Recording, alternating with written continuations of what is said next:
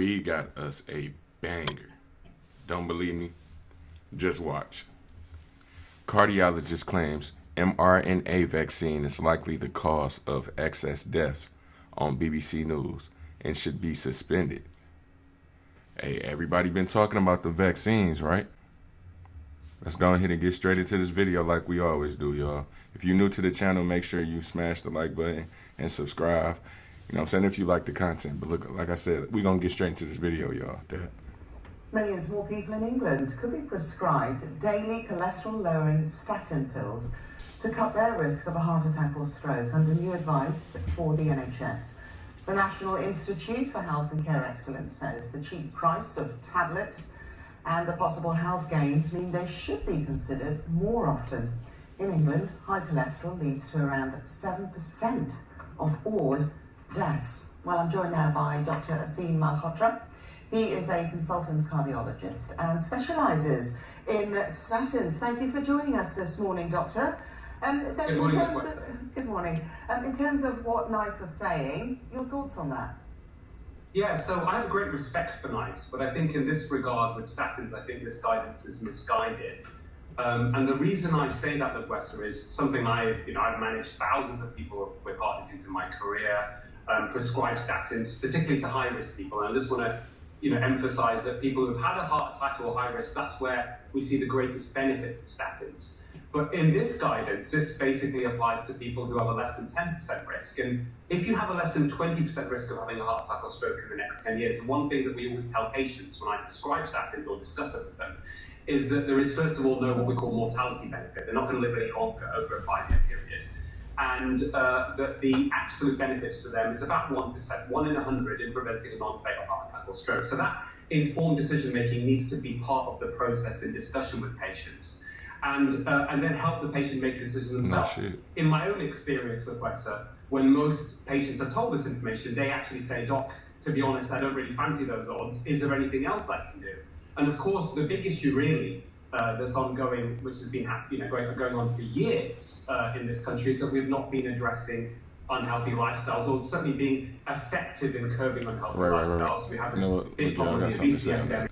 Yeah, me personally, I know a few people who had passed that was kind of like high, heavyweight, and had like high cholesterol and junk. Like, so that, I do feel like that played a part. And just like older people pass away off of it and stuff, off the sickness, the COVID junk.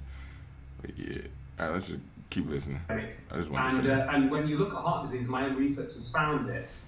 Is that the best way to prevent heart disease and even manage people with heart disease, whether or not they choose to take a statin, is actually through lifestyle changes. So what does that mean in simple terms? It means cutting out ultra-processed foods, which is now half of the British diet. So foods that come out in a packet that are full of unhealthy oils, carbohydrates, sugar, for example. Eating real food, basically. Moderate exercise, at least 30 minutes brisk walk a day. And also the other big sort of elephant in the room is stress reduction. Now, on top of that, Wester, one of the reasons I think this has come into the news just now is obviously there's been a big concern recently around excess deaths. Now, the British Heart Foundation, I don't want to keep pausing it, and I'm not going to, but they should have been speaking on this, though. You talking about this just coming to the news just now. They should have been spoke on this, but I'm not going to pause it no more, y'all. Like, I'm going to let it go for at least good, 4 minutes or to the end of the video. But I just wanted to say that during the pandemic, they should have been said that to somebody. There's been 30,000 excess deaths specifically due to coronary artery disease. That's my area of expertise. And they're trying to figure out what's causing it. Chris Whitty recently suggested that it could be because people weren't prescribed statins or blood pressure pills. But Carl Hennigan, that unfortunately, I've got respect for Chris Whitty, but I think he's mistaken here because analysis I've done, even Carl Hennigan, the director of Centre for Evidence-Based Medicine, Oxford, suggests that statin pills prescription hasn't reduced since the pandemic. So it's unlikely to be a cause. But what is almost certainly, and if you allow me to say this, Wester, what my own research has found, and this is something that is probably a likely contributing factor, is that the COVID mRNA vaccines do carry a cardiovascular risk. And I've actually called for the suspension of this pending an inquiry because there's a lot of uncertainty at the moment about what's causing the excess deaths. Some of it will be ambulance delays. My own father, it was reported on BBC News in late 2021. I was the first to actually highlight the ambulance delays because my own father suffered a cardiac arrest at home and the ambulance took 30 minutes. And when his post-mortem came out, he had very severe coronary artery disease, which is unexplainable. I then published in a peer-reviewed journal. They accepted my findings that the likely cause of his death was 2 doses of the Pfizer mRNA vaccine he had 6 months earlier. So Can I just, think there's lots of, yeah, sorry. I'm sorry, I just want to jump in on that point. So what you're saying in terms of the mRNA link to cardiovascular risk is that is a proven, it's been proven medically, has it? Scientifically?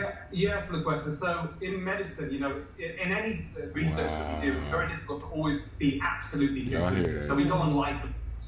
And there are lots of data now. The highest quality data is what we call randomized controlled trial evidence. So there was a reanalysis in the journal Vaccine published recently where they found that the original trials of Pfizer and Moderna with mRNA vaccines showed, and I just want to put this in absolute terms because we don't want to scare people unnecessarily, but the absolute risk of serious adverse events was at least 1 in 800. Okay. And a lot of those are cardiovascular. And then you were more likely in those trials to suffer a serious adverse event than to be hospitalized with COVID early on. And I think the vaccine has certainly helped people who are high risk, but now we should be reassured that Omicron and what's circulating is really no worse than the flu.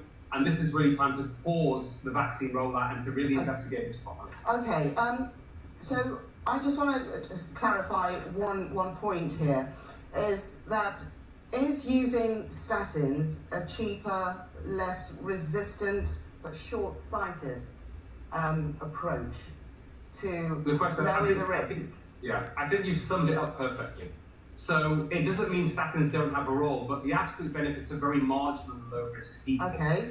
And actually, therefore, I would say to patients, this is the benefit, but if you cut out ultra-processed foods, if you engage in regular activity, and we need to help people do that as well. The problem is, as you know, a lot of the issues driving the obesity epidemic are related to the food environment. We have an oversupply of cheap ultra-processed foods that are very heavily marketed, and that drives a lot of behavior.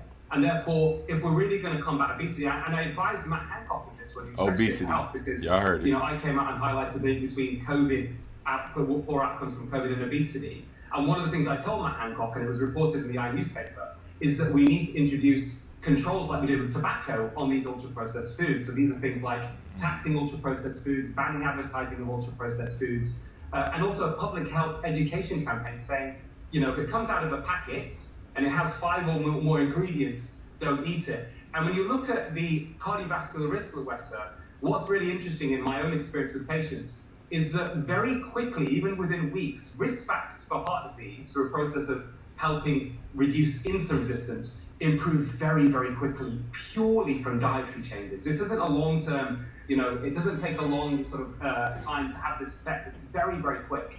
And it's cheap, you know, but you're advising people to cut. And that's what we need to really be thinking about. That's what the focus should be, I think, in terms of what's going to be the biggest impacts on reducing heart disease. Okay. Dr. Malhotra, thank you very much. Very in-depth explanation at the arguments for and against. Thank you for that. Alrighty. Look, y'all, my opinion on that is, of course, everybody know they should, you know, stay in shape and eat healthy and everything. So, I mean, yeah, go ahead and get that together. But I still feel like y'all shouldn't be giving out no type of medication, you know what I'm saying, knowing that, like knowing that you got to be healthy to take it. And if y'all not, you know what I'm saying, letting people know, then, you know what I'm saying, how would they know? Like, and then once they die, it's too late. Somebody need to accept the consequences for that.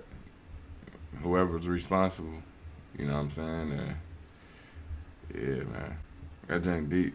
I really ain't got much to say on this topic, so I'm gonna go ahead and wrap this up, y'all. If y'all like this video, if y'all want more videos about stuff like this, let me know.